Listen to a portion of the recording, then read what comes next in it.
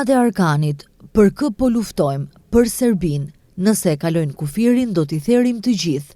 Këto pamje dhe brohoritje ishin pjesë e karnavalit të Vevçanit gjatë shënimit të festës fetare ortodokse Vasilica dhe si një ndër pikat e të ashtuquajturit karnavali Vevçanit, i cili çdo vit tradicionalisht mbahet në këtë komunë dhe mbështetet me para publike.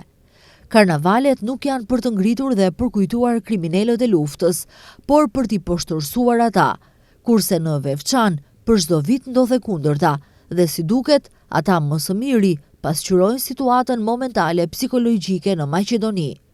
Karnavalet duhet të pasqyrojnë traditën, të kaluarën, adetet e vjetra që janë simboli një populli, ashtu siç janë karnavalet e njohura që po organizohen kudo në botë, thonë të revoltuar qytetarët në rrjetet sociale.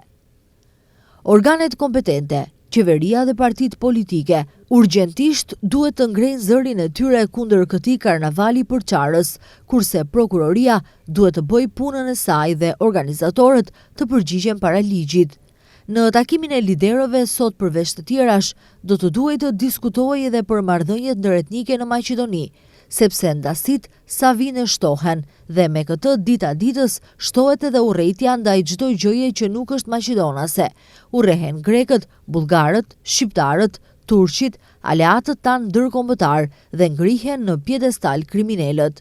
Dhe kjo nuk ndodh një herë, por ndodh pothuajse çdo herë kur kanë festa popujt jo shqiptar.